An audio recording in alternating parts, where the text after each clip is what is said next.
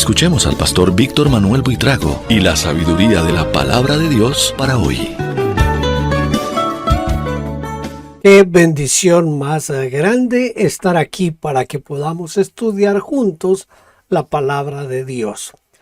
La carta de Pablo a los Filipenses es conocida como la carta del gozo cristiano. Vamos a estudiarla. Espero que usted me acompañe durante este tiempo, estas jornadas que vamos a tener para estudiar la palabra de Dios en una forma inductiva. Así que bienvenidos. Padre, estamos aquí para estudiar tu santa palabra y te ruego ahora en el precioso nombre de Jesús que tu Espíritu Santo sea quien nos toma de la mano y nos lleva a cada verdad, Señor, porque es tu Espíritu quien nos guía a toda verdad. Por eso te doy gracias y te bendigo en el nombre de Jesús. Amén.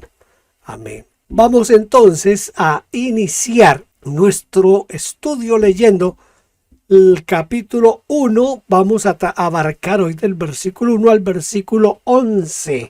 Y voy a comenzar leyendo el versículo 1.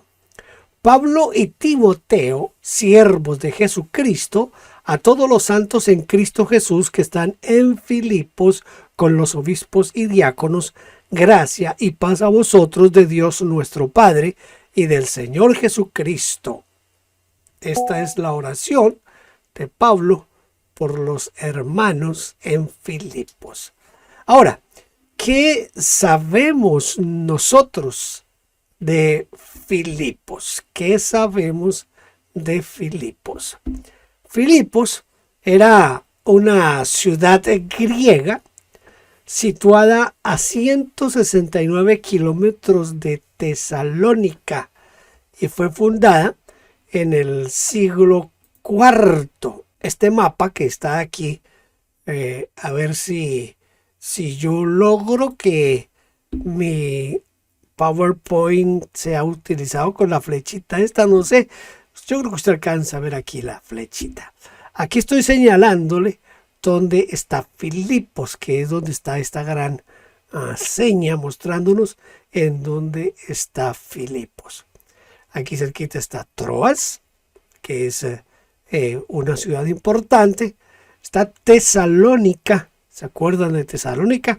A donde también el apóstol Pablo les escribió algunas de sus cartas. Escribió dos, bueno, algunos dicen que fueron más de 2 cartas. Está situada a 169 kilómetros de Tesalónica. Entre Tesalónica y Filipos hay 169 kilómetros.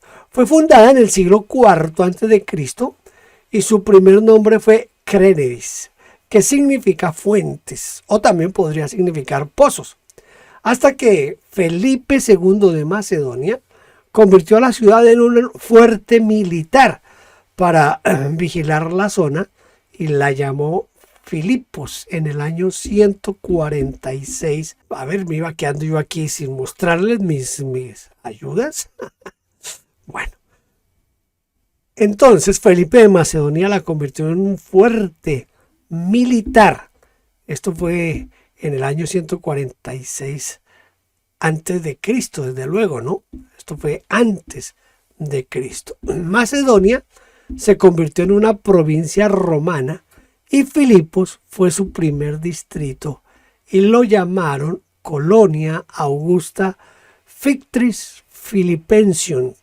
Y como colonia romana, Filipos era una ciudad con gobierno propio y con un alto nivel de cultura. Y pues además había recibido el Jus Italium, que hacía libre a la ciudad de impuestos. Entonces imagínense, no pagaban impuestos. Más adelante, en el primer siglo de la era cristiana, su población estuvo compuesta por veteranos romanos y macedonios.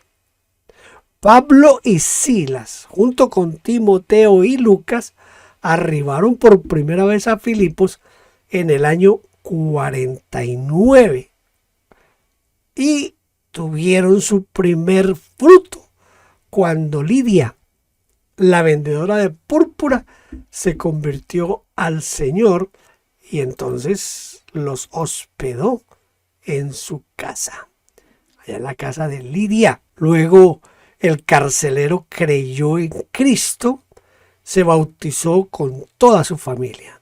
Ahora, con estas dos familias se plantó una nueva iglesia en Filipos, a los cuales Pablo dirigió esta carta en el 62 y estando prisionero en Roma.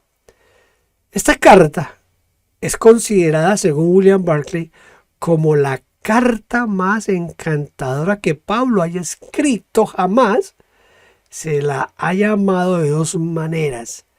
La han llamado la epístola de las cosas excelentes o la epístola de la alegría. También, como les dije al principio, se conoce como la epístola o la carta del gozo cristiano. ¿Qué función desarrollaban los obispos y los diáconos en la iglesia? En lugar de obispos y diáconos, la nueva Biblia española traduce con los encargados y auxiliares. Esto otros traducen sobreveedores y siervos.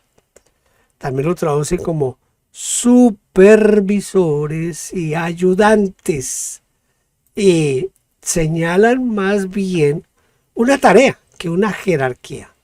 Pero con el tiempo estos términos lograron un estatus en la comunidad cristiana, pero en los inicios los obispos tenían responsabilidad de supervisar.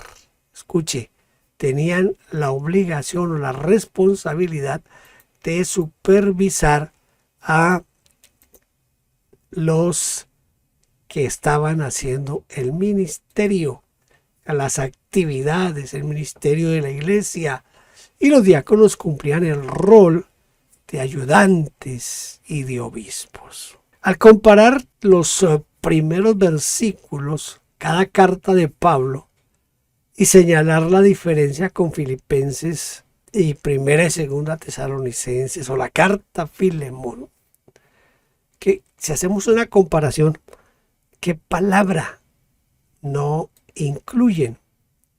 Tanto Filipenses como la carta a los tesalonicenses y Filemón no incluye la palabra apóstol. Y uno podría preguntarse la razón. Yo quiero que miremos aquí algunas hipótesis, pero son eso, ¿no? Son solo hipótesis. Filipos y Tesalónica eran ciudades de Macedonia y es probable que en toda la provincia Pablo nunca tuvo que presentarse como un apóstol porque eso estaba fuera de toda discusión. Entonces no necesitó presentarse como el apóstol. En segundo lugar, la otra posibilidad sería que Pablo quiso honrar a Timoteo colocándolo en la misma altura. Note que dice Pablo y Timoteo, siervos de Jesucristo. Entonces puede ser una razón. Y tercero, simplemente incluye a Timoteo porque escribieron juntos esta carta. ¿Qué nos puede enseñar esto? Que debemos involucrar a otros en nuestro ministerio y pues desde luego mencionarlos en nuestras comunicaciones y como se dice en otra parte, al que honra, honra. Al que honra, honra. Vamos a leer ahora en Filipenses 1 del 3 al 5. Doy gracias a mi Dios siempre que me acuerdo de vosotros, siempre en todas mis oraciones, rogando con gozo por todos vosotros, por vuestra comunión en el Evangelio, desde el primer día hasta ahora. ¿Qué sentía Pablo cuando oraba por los filipenses. Ahora, ¿qué significa comunión con el Evangelio? Comunión con el Evangelio.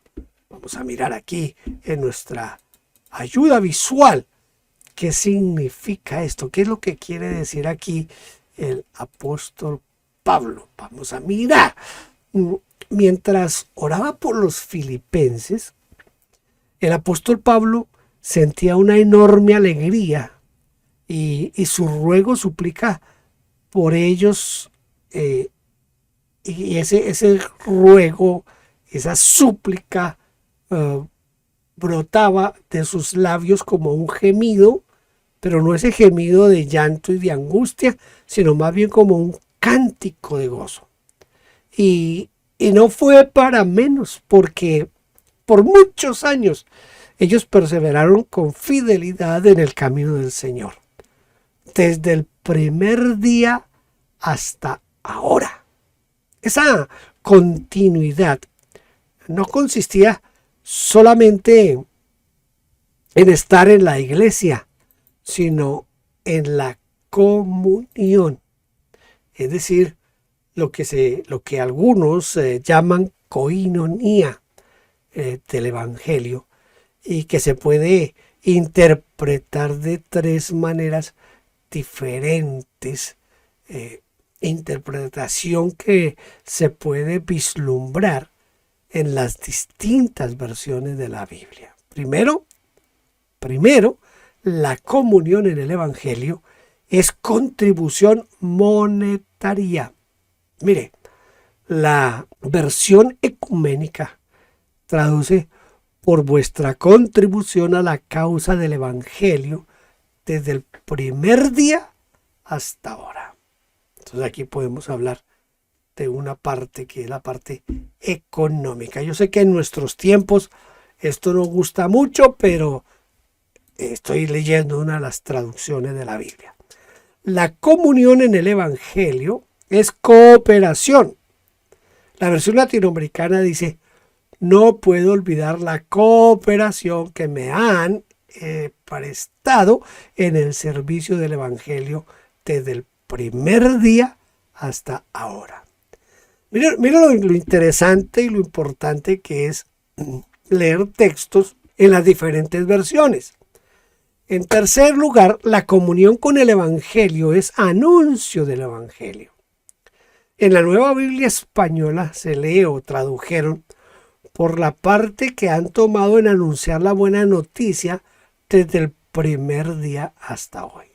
Ahora, el asunto aquí sería pues como tratar de dirimir cuál de las tres es la interpretación correcta. Pues las tres. Sí, porque no se trata de escoger una y descartar las demás, sino que es más bien incorporar el concepto total de lo que Pablo estaba diciendo. Y para esto, una sola traducción quizás no nos alcanza. Esa es la razón por la cual yo siempre los animo a que cuando estemos estudiando la Biblia tengamos varias versiones a nuestro alcance. Hoy es tan fácil a través, por ejemplo, de la línea internet. Usted busca en la página web, busca las Biblias y hay diferentes páginas que tienen muchas versiones de la Biblia en español, en nuestro caso, ¿no? Entonces, acostúmbrese a tener varias versiones cuando está estudiando la Biblia. El versículo 6 y 7 dice: estando persuadidos de esto, que el que comenzó en vosotros la buena obra, la perfeccionará hasta el día de Jesucristo, como me es justo sentir esto de todos vosotros, por cuanto os tengo en el corazón y en mis prisiones y en la defensa y confirmación del Evangelio. Todos vosotros sois participantes conmigo de la gracia. A mí me toca este pasaje del apóstol Pablo aquí hablándoles a los hermanos en Filipos. Ahora, ¿de qué era de lo que estaba persuadido el apóstol Pablo. Él estaba persuadido de que Dios no hace las cosas a medias o sin terminar. Dios no es como el ser humano, que a veces comienza algo y lo abandona. Comienza una construcción y la deja, comienza una carrera y no termina, comienza una dieta y la suspende, comienza una relación sentimental y la rompe. No. Dios no es así. Dios no es como nosotros, porque todo lo que se propone lo logra. Y nuestro Señor se propuso perfeccionarnos hasta el día de Jesucristo. Y escúcheme esto, y lo va a hacer. El día de Jesucristo es el día de su regreso a la tierra. Es el día del regreso del Señor Jesucristo a la tierra. Por lo tanto, nadie puede decir que ya Dios terminó su obra en su vida, porque mientras vivimos, más allá de cualquier circunstancia o edad, Dios sigue y seguirá perfeccionándonos. El apóstol Pablo involucró a la iglesia en 4 áreas de su ministerio. Vamos a ver esas 4 áreas en las que el apóstol Pablo involucró a la iglesia. En primer lugar, en el área de sus sentimientos. Mire como dice Pablo, os tengo en el corazón. Os los llevo muy dentro, según la Nueva Biblia Española. Pablo se sentía un especial cariño, muy grande y profundo por esta iglesia. En realidad, Pablo los amaba, pero con un amor fuerte. Y cuando uno ama, nada parece difícil o pesado. Todos los que aman de verdad a la iglesia pueden decir con Pablo que la tienen o la llevan muy dentro del corazón. En segundo lugar, pero también los involucra en el área de los impedimentos. Dice, os tengo en mis prisiones o mis ataduras. También otros traducen durante mi prisión. De esta manera, aunque estaba encerrado y aislado de todos, no se sentía solo, sino más bien se sentía acompañado por la iglesia. Miren, hubiera podido haber dicho, aunque estaba solo, nunca me sentí solo porque ustedes estaban allí conmigo. Él oraba continuamente por la iglesia de Filipos y sabía también que ellos estaban orando continuamente por él. ¿Qué relación más hermosa entre un pastor y su iglesia, la que nos muestra el apóstol Pablo aquí? En tercer lugar, los involucró en la defensa del evangelio. Literalmente dice, en la apología del evangelio. Cada vez que predicaba o enseñaba ponía como ejemplo del poder del evangelio para cambiar vidas a los filipenses. Ellos eran una prueba de un nuevo estilo de vida y de conducta. Si alguien atacaba al evangelio, el apóstol esgrimía, casi siempre ponía a esta iglesia como un argumento de defensa, de apología de lo que el apóstol Pablo estaba predicando. En cuarto lugar, en la confirmación, dice, por último involucró en la confirmación del evangelio, o mejor dicho, en la consolidación del evangelio. Ellos no eran niños en la fe, sino creyentes maduros, consolidados, confirmados. Si alguien quería ver una iglesia realmente firme y estable en la fe, podrían visitar a la iglesia en Filipos.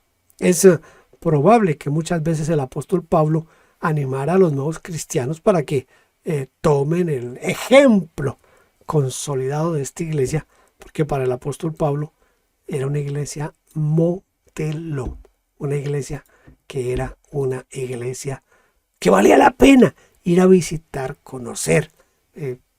Algunos argumentaban, es que usted no es un apóstol, pero Pablo siempre decía, ahí está los frutos de mi ministerio, y mostraba a la iglesia en Filipos. Vamos a leer los versículos 8 al 11, porque Dios me es testigo de cómo os amo a todos vosotros con el entrañable amor de Jesucristo. Y esto pido en oración, que vuestro amor abunde aún más y más en ciencia y en todo conocimiento, para que aprobéis lo mejor, a fin de que seáis sinceros e irreprensibles para el día de Cristo, llenos de frutos de justicia que son por medio de Jesucristo, para gloria y alabanza de Dios. Bueno, ya estamos por terminar nuestra lección. Volvemos a nuestro PowerPoint para poder continuar. ¿Qué diferencia existe entre amar y amar en el amor de Jesucristo? El ser humano expresa su amor en diferentes maneras. Por ejemplo, hay amores que se pueden llamar el amor maternal. Y ese amor es amor único. Ese es un amor que protege, que sustenta, que cuida, que abriga, que se desvela, está siempre atento. También tenemos el amor filial, que es menos intenso, pero puede volverse inquebrantable porque se trata de la propia familia. El amor matrimonial, que es un poquito más frágil, pero cuando se le cultiva se vuelve profundo, firme y estable. También está el amor fraternal, ese amor que es un amor fuerte, el amor fraternal, pero a veces en situaciones difíciles se rompe. Y también existen otros amores, que los llamamos amores porque son amores, ¿no? El amor a la patria, el amor a la bandera, el amor a un club deportivo, a un partido político, el amor a una causa, el amor al trabajo, a una vocación. Bueno, hay tantos tipos de amor que están allí. Quizás a un hobby o a la música, por ejemplo. A veces a los niños desamparados y todo esto. Sin embargo, el amor al cual se refiere el apóstol Pablo en este texto es el amor, escuche, el amor al cual se refiere Pablo en este texto es un amor diferente, porque mi testigo es Dios de cómo añoro a todos ustedes en lo más íntimo del corazón de Cristo Jesús. Mire, el apóstol comprendió que no podía amar de esa manera tan intensa por sí mismo, es decir, de su propio corazón, y se dio cuenta que ese amor que sentía no era suyo, sino que brotaba de Jesucristo mismo, quien habitaba en el corazón del apóstol Pablo. ¿Qué pedía Pablo en sus oraciones cuando oraba por esta iglesia? Yo tengo aquí lo menos 5 asuntos de la oración del apóstol Pablo. Vamos a mirarlos un poquito rápido. Primero, que sea un amor abundantemente informado.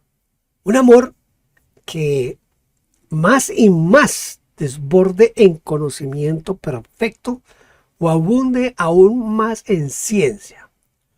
Un amor ciego que se niega a ver lo que debe corregir o mejorar, sino un amor que se nutre, que crece en conocimiento.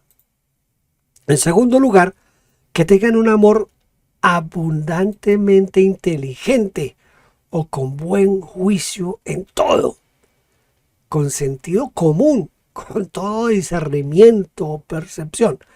Dejar que alguien haga lo que quiera no es amar, Eso no es amar inteligentemente cuando dejamos que la gente haga lo que quiera. Eso es escapar de la responsabilidad de enseñar, corregir y formar. Tercero, que tengan un amor que sabe elegir. Dice, para que aprobéis lo mejor, o que sepan conocer lo bueno y lo malo en todo lo que se les presenta. En cuarto lugar, que tenga un amor transparente y que no pone obstáculos. Mire, literalmente en el griego dice, para que seáis sinceros sin causar tropiezos hasta el día de Cristo. Porque el que ama de verdad, pues desde luego habla con sinceridad y no pone palos en la rueda, ¿verdad? Ni tampoco su intención es hacer caer a los demás. Eso no sería amor. Y en quinto lugar, que tengan un amor con resultados, llenos de frutos de justicia que son por medio de Jesucristo para gloria y alabanza de Dios. Los frutos aparecen al final del proceso. Yo creo que en esto del amor la iglesia se ha descuidado un poquitito, porque a veces en la iglesia resultan persecuciones sin sentido y cosas que van en contra de los mismos hermanos. Tenemos que tener un amor, como dice Pablo, que muestre que estamos llenos de frutos de justicia, de rectitud, que son por medio de Jesucristo y que deben producir alabanza para Dios. Quiero tener un pequeño desafío después de cada lección, y es aprender un texto de memoria. Hoy quiero que tratemos de aprender de memoria Filipenses capítulo 1 versículos 9 y 10. Dice, y esto pido en oración, que vuestro amor abunde aún más y más en ciencia y en todo conocimiento, para que aprobéis lo mejor, a fin de que seáis sinceros e irreprensibles para el día de Cristo. Vuelvo a repetirlo. A ver, Filipenses capítulo 1 versículos 9 y 10. Y esto pido en oración, que vuestro amor abunde aún más y más en ciencia y en todo conocimiento, para que aprobéis lo mejor, a fin de que seáis sinceros e irreprensibles para el día de Cristo Jesús. Muy bien, terminamos nuestra lección número 1 de Filipenses inductivo. Espero que usted siga en estos estudios. Dios le bendiga. Gracias por vernos. No olvide suscribirse, dar like y tocar la campanita. Dios le bendiga.